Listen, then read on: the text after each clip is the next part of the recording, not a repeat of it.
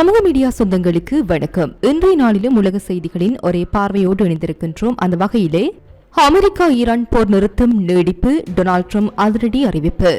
அமெரிக்காவின் முற்றுகை ஒரு போர் நடவடிக்கை, ஈரான் வெளியுறவு அமைச்சர் அப்பாஸ் அரக்சி கடும் எச்சரிக்கை. ஈரான் மீது அமெரிக்காவின் புதிய அதிரடி தடைகள், ஏவுகணை மற்றும் ஆயுத விநியோக சங்கிலி இலக்கு. இஸ்ரேல் கிஸ்புல்லா போர் நிறுத்தத்தில் விரிசல், ராக்கெட் தாக்குதல் மற்றும் வான்வழி ஊடுருவலால் பதற்றம். ஏவுகணை கையிருப்பு குறைவு, அமெரிக்காவின் பாதுகாப்பு திறனுக்கு பாதிப்பா? CNN செய்தி. Fourth Monkey Connect coming soon. உலகையை அச்சுறுத்திக் கொண்டிருக்கும் அமெரிக்கா ஈரான் இடையிலான போர் பதற்றத்திற்கு மத்தியில் புதன்கிழமையன்று காலாவதியாகவிருந்து தற்காலிக போர் நிறுத்தத்தை மேலும் சில நாட்களுக்கு நீடிப்பதாக அமெரிக்க அதிபர் டொனால்ட் ட்ரம்ப் அறிவித்துள்ளார். தனது ட்ரூத் சோசியல் தளத்தில் இதுகுறித்து பதிவிட்டுள்ள அதிபர் ட்ரம்ப், பாகிஸ்தான் அதிகாரிகளின் வேண்டுகோளுக்கு இணங்கவே இந்த முடிவு எடுக்கப்பட்டுள்ளதாக தெரிவித்தார்.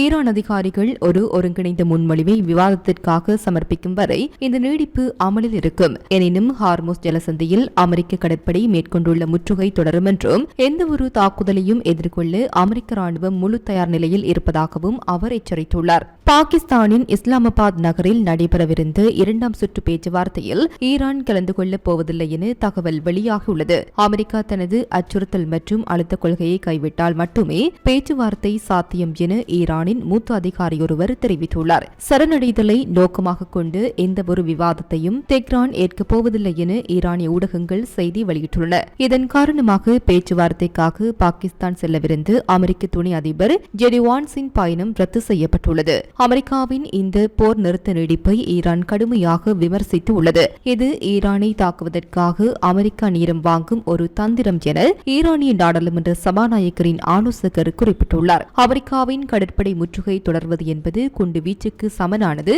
இதற்கு ராணுவ ரீதியிலான பதிலடி கொடுக்கப்பட வேண்டும் என அவர் வலியுறுத்தியுள்ளார். எதிரிகளின் எந்தவொரு விரோத நடவடிக்கைக்கும் உடனடி மற்றும் தீர்க்கமான பதிலடி கொடுக்க தயாராக இருப்பதாக ஈரானிய ராணுவ தளபதிகள் எச்சரித்துள்ளனர். இதேவேளை வளர்ந்து வரும் இக்கட்டான சூழ்நிலை குறித்து ஆலோசிக்க இஸ்ரேலுக்கான அமெரிக்க தூதர் மைக் ஹக்கபி அவசரமாக வாஷிங்டனுக்கு அழைக்கப்பட்டுள்ளார். தற்போது போர் நிறுத்தம் நீடிக்கப்பட்டுள்ள போதிலும் இரு நாடுகளும் விட்டுக் கொடுக்காத போக்கை கடைபிடிப்பதால் எப்போது வேண்டுமானாலும் போர் வெடிக்கலாம் என்ற அச்சம் சர்வதேச மட்டத்தில் நிலவுகிறது.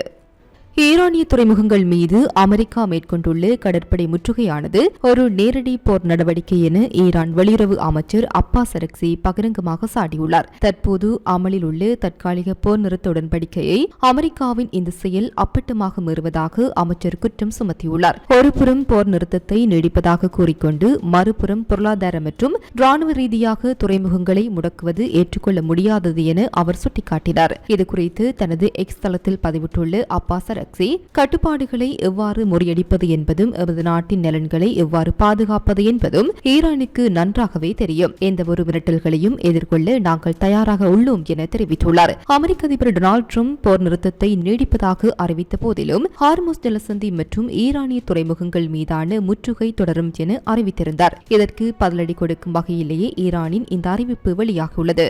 அமெரிக்காவின் இந்த முற்றுகை நடவடிக்கையானது பேச்சுவார்த்தைக்கான சூழலை சீர்குலைப்பதாக தெரிவித்துள்ள ஈரான் இதற்கு ராணுவ ரீதியிலான பதிலடி கொடுக்கப்படலாம் என்ற சமிக்ஞையையும் வெளியிட்டுள்ளது. இதனால் மத்திய கிழக்கில் மீண்டும் போர் மேகங்கள் சூழத் தொடங்கியுள்ளன.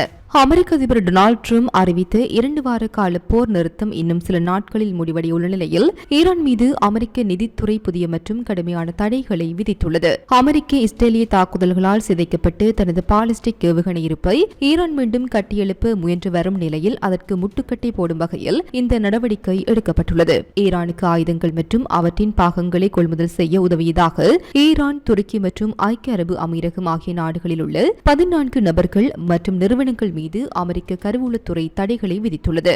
ஆயுத கடத்தலுக்கு பயன்படுத்தப்பட்டதாக கருதப்படும் விமானங்களும் இந்த தடையில் உள்வாங்கப்பட்டுள்ளன. அமெரிக்கா மற்றும் அதன் நட்பு நாடுகளின் எரிசக்தி உள்கட்டமைப்புகளை தாக்க ஈரான் பயன்படுத்தும் ஷாஹாத் ரக ஆளில்லா வான்வழி வாகனங்களின் உற்பத்தியை தடுப்பதும் இத்தடையில் முக்கிய நோக்கமாகும். அமெரிக்க அதிபர் டொனால்ட் ட்ரம்ப் அறிவித்திருந்த தற்காலிக போர் நிறுத்தம் எதிர்வரும் நாட்களில் காலாவதியாகிறது. பேச்சுவார்த்தைகளில் உரிய முன்னேற்றம் ஏற்படாவிட்டால் ராணுவ நடவடிக்கைகளை மீண்டும் தொடங்க தயாராக உள்ளோம் என ட்ரம்ப் ஏற்கனவே எச்சரித்துள்ள நிலையில் இந்த தடைகள் விதிக்கப்பட்டுள்ளமை குறிப்பிடத்தக்கது.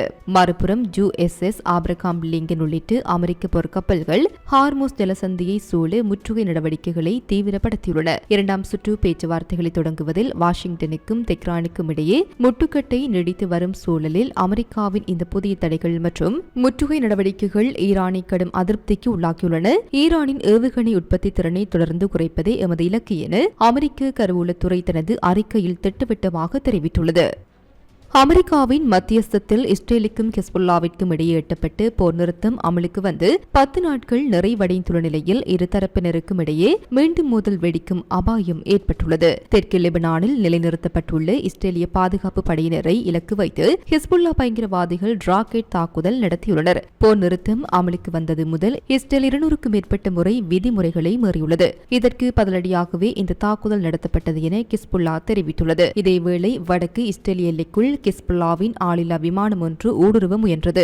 ஆரம்பத்தில் இதனை தவறான அடையாளம் என வகைப்படுத்திய இஸ்ரேலிய ராணுவம் பின்னர் அது லெபனானிலிருந்து வந்த ட்ரோன் என்பதை உறுதிப்படுத்தியது. குறித்த ட்ரோன் இஸ்ரேலிய எல்லைக்குள் நுழைவதற்கு முன்பே வான் பாதுகாப்பு அமைப்புகளால் வெற்றிகரமாக இடைமறிக்கப்பட்டது. இதன் காரணமாக வடக்கு இஸ்ரேலில் அபாய எச்சரிக்கை ஒலிகள் எழுப்பப்பட்டன. வெளியேறாவிட்டால் தாக்குதல். லெபனானின் எச்சரிக்கை போர் நிறுத்தம் அமலில் இருந்தாலும் லெபனான் எல்லைக்குள் 5 முதல் 10 கிலோமீட்டர் ஆழத்திற்கு இஸ்ரேலிய படைகள் நிலைநிறுத்தப்பட்டுள்ளன. வடக்கு இஸ்ரேலிய மக்களின் பாதுகாப்பிற்காக இந்த இடைநிலை மண்டலம் அவசியம் என இஸ்ரேல் கூறுகிறது.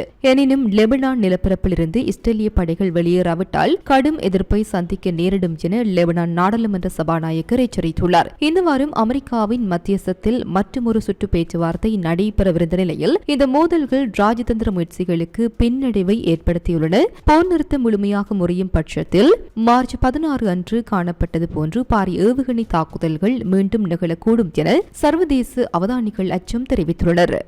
ஈரானுடனான சில வார கால போரின் விளைவாக அமெரிக்கா தனது முக்கிய ஏவுகணை கையிருப்பில் கணிசமான பகுதியை செலவிட்டுள்ளதாகவும் இதனை பழைய நிலைக்கு கொண்டுவர பல ஆண்டுகள் ஆகும் என்றும் CNN செய்தி வெளியிட்டுள்ளது. வியூகம் மற்றும் சர்வதேச ஆய்வுக்கான மையம் நடத்திய பகுப்பாய்வின்படி கடந்த 7 வாரங்களில் அமெரிக்காவின் ஏவுகணை கையிருப்பு பின்வருமாறு குறைந்துள்ளது. தாட் மற்றும் பெட்ரியாட் வான் பாதுகாப்பு அமைப்புகளுக்கான இடைமறிப்பு ஏவுகணைகளில் சுமார் 50% பயன்படுத்தப்பட்டுள்ளன. டோமோஹாக் கடல்வழி தாக்குதல் பயன்படும் ஏவுகணைகளில் 30% செலவிடப்பட்டுள்ளன.